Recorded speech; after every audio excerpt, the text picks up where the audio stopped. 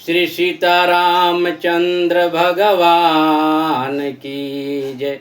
आज अत्यंत ही पावन पवित्र दिन है, माता जानकी जी का अवतरण दिवस, माने सीता नवमी का महापर्व है। तो आज माता जानकी जी के विषय में जो कुछ भी मैंने संतों से सुना है, पढ़ा है, माता जानकी जी के चरित्र का वर्णन करने का प्रयास करूँगा। हरि ओम नमः परमहंसा स्वादित चरण कमल चिन्मकरंदाय भक्त जनमानस निवासाय श्री रामचंद्राय बंसी विभूषित करा नवनीरदाभात पीताम्बरं दरुणबिम्ब फलाधरोष्ठात् पूर्णेन्दु सुंदर मुखादरबिन्दु नेत्रात् कृष्णात् परम किमपि तत्व अहं न जाने उद्भव स्थित संहारकारिणीं क्लेशहारिणीं सर्वश्रेयस्करीं सीतां नतोऽहं राम वल्लभाम् वंदे बोधमयमनित्यं गुरुं शंकररूपिणं यमाश्रितो हि वक्रोऽपि चन्द्रः सर्वत्र वन्द्यते मंगलमूर्ति मारुतनन्दन सकलय मंगल मूलनिकन्दन पवनातनय संतन हितकारी हृदय विराजत अवध बिहारी मातु पिता गुरु गणपति शारद शिवा समेत शंभु शुक नारद बंदाऊं राम लखन देही जो तुलसी के परमासनेही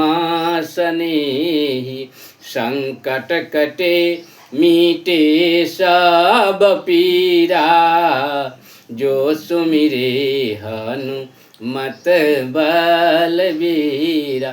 प्रेम से बोली सीतारामचंद्र भगवान की जय।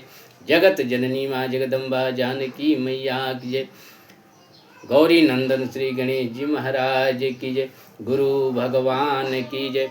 सब देवतन की जय, सब संतन की जय, सब भक्तन की जय। सिया राम मैं सब जग जानी अकरऊँ प्रणाम जोरी जुग पानी करऊँ प्रणाम जोरी जुग पानी। तो आज माता जानकी जी का अवतरण दिवस, सीता नवमी का पर्व है। और माता जानकी जी कौन है? तो बाबा गोस्वामी तुलसीदास जी महाराज मंगलाचरण बाल कांड के श्लोक में लिखते हैं, मंगलाचरण में, कि उद्भव स्थित संहार कारिणीं क्लेशहारिणीं सर्वश्रेयस्करीं सीतां नतोऽहं राम वल्लभाम्। कहते हैं बाबा कि उद्भव करने वाली यानी सृष्टि का सृजन करने वाली कौन है? तो माता जानकी जी हैं। उद्भव स्थित यानी पालन करने वाली कौन है? तो माता जानकी जी हैं। संहार करने वाली, लय करने वाली भी माता जानकी जी हैं। सर्वश्रेयस्करी, सभी श्रेय को देने वाली और सारे कष्टों को दूर करने वाली कौन है? तो माता जानकी जी हैं। तब प्रश्न उठता है कि ब्रह्मा जी, विष्णु जी और महेश, ब्रह्मा विष्णु महेश, ब्रह्मा जी सृजन करते हैं, विष्णु भगवान पालन करते हैं, शंकर भगवान लय करते हैं, फिर इनका क्या काम? तो प्रश्न उठता है कि काम तो ब्रह्मा जी, विष्णु जी, शंकर जी ही करते हैं, लेकिन उनको शक्ति कहाँ से मिलती है? माता जानकी जी से मिलती है। तभी तो कहा गया है कि या देवी सर्वभूतेषु शक्ति रूपेण संस्थित नमस्तस्यै नमस्तस्यै नमस्तस्यै नमो नमः। और गोस्वामी तुलसीदास जी महाराज श्री रामचरितमानस में भी लिखते हैं कि तप बल रचयि प्रपंच विधाता अतप बल विष्णु सकल जगत्राता अतप बल शंभु अकरई संहारा अतप बल शेष धरई माही भारा। ये लोग भी ब्रह्मा विष्णु महेश शेषनाग ये सब तप करते हैं। किसकी तप करते हैं? शक्ति के लिए। और वो शक्ति कौन है? तो माता जानकी जी हैं। उद्भव स्थित संहार कारिणीम क्लेशहारिणीम सर्वश्रेयस्करीम सीताम न तो हम राम बल्लभाम।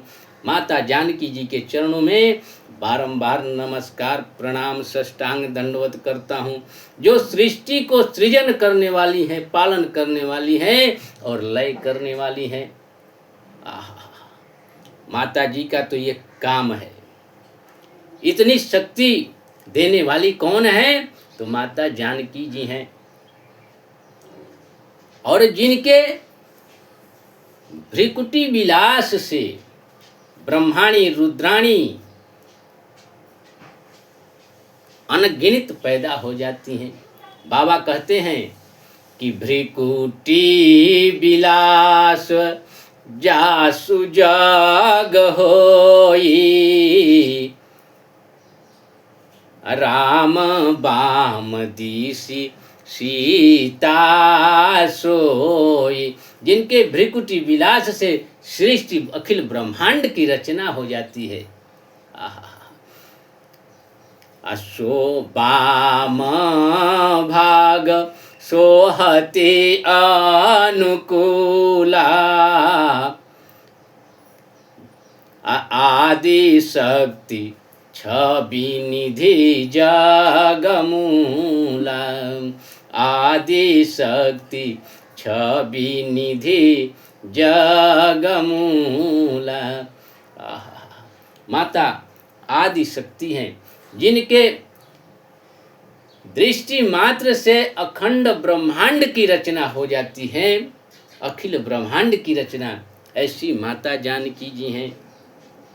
और भगवान तो कहते हैं, भगवान श्री राम जी कहते हैं कि निरमल मन जन असो मोहे पावा अमोहे कपट छल छिद्र न भावा। भगवान कहते हैं कि जिसको कपट छल छिद्र है वो हमको प्राप्त नहीं कर सकता। तो कौन ऐसे लोग हैं जिनमें कपट छल छिद्र नहीं है? सबके अंदर है। सुमति कुमति सबके उर रही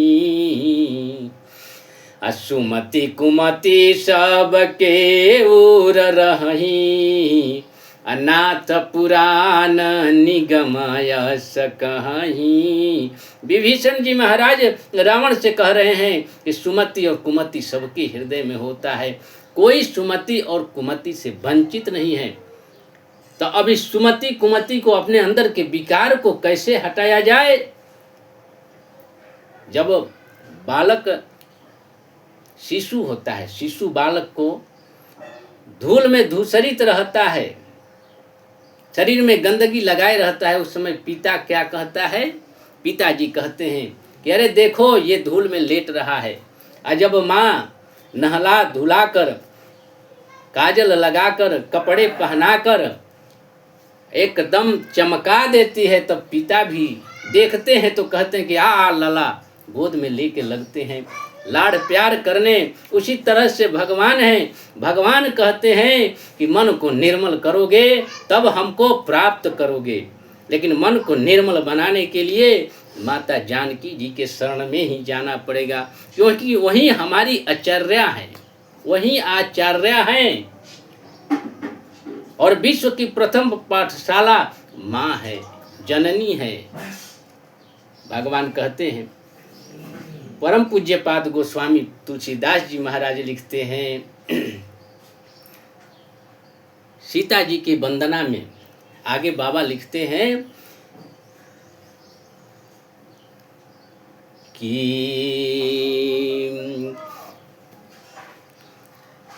जनक सुता जग जननी जानकी, अतिशय प्रिय करुणा निधान की।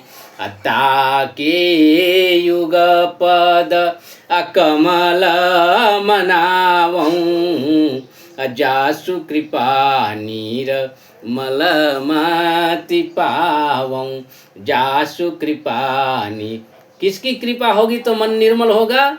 माता जानकी जी की कृपा होगी तभी निर्मल होगा। अब मन निर्मल होगा तो भगवान स्वीकार करेंगे, नहीं तो भगवान के पास पहुंचना। माने प्रथम गुरु कौन है? माँ है, जानकी जी हैं। प्रथम आचार्य माता जानकी जी हैं। और सुंदरता, माता जी के सुंदरता का वर्णन करते हुए गोस्वामी तुलसीदास जी महाराज लिखते हैं कि गिरा मुखर तन अरध भवानी, असति अरति अति दुखित अतनुपति जानी, रति अति दुखित। बाबा कहते हैं कि लौकिक नारियों से माता जानकी जी की तुलना नहीं हो सकती, तो किससे किया जाए? तो परालौकिक नारियों से तुलना करने का प्रयास कर रहे हैं और लिख रहे हैं कि गिरा मुखर तन अरध भवानी, रति अति दुखित अतनुपति जानी। कौन है? माता सरस्वती जी हैं। बाबा कहते हैं कि वो भी नहीं है, क्योंकि वो बहुत बोलती हैं। गिरा मुखर, गिरा माने सरस्वती, मुखर माने बोलना, बहुत बाचाल हैं, बहुत बोलती हैं। हमारी माता जानकी जी ज़्यादा बोलती नहीं हैं, तो सरस्वती मैया भी जानकी माता के सामने फेल हो गई। गिरा मुखर तन अर्ध भवानी, तो माँ भवानी? बाबा कहते हैं कि नहीं, वो भी नहीं। क्यों? क्योंकि अर्ध नारी के रूप में है, आधा भाग शंकर जी, तो आधा माता भवानी, इसलिए वो भी नहीं हो सकती इनके समान। तो कौन? रमा।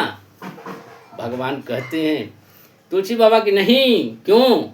कि विष बारुनी बंधु प्रिय जेहि, कहिय रामाश्रम किमि वै देहि, कहिय रामाश्रम। क्यों?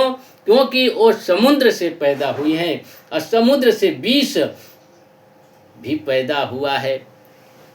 विष और मदिरा भी समुद्र से पैदा हुआ है। अब माता लक्ष्मी जी समुद्र से पैदा हुई हैं, तो विष और मदिरा माँ लक्ष्मी जी के भाई हुए।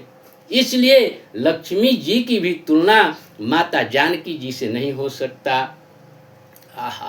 तो रति कामदेव की पत्नी? नहीं नहीं, वो तो दुखी हैं। क्यों? कि उनके पति शरीर रहित हैं। रति अति दुखित तनुपति जानी, रति अति दुखित। तो किससे तुलना किया जाए बाबा? तो बाबा कहते हैं कि जो छवि सुधा पयो निधि होई, अपरम रूप माया कच्छप सोई परम रूपमय। कहते हैं बाबा कि जो छवि सुधा पयोनिधि होई परम रूपमय कच्छप सोई।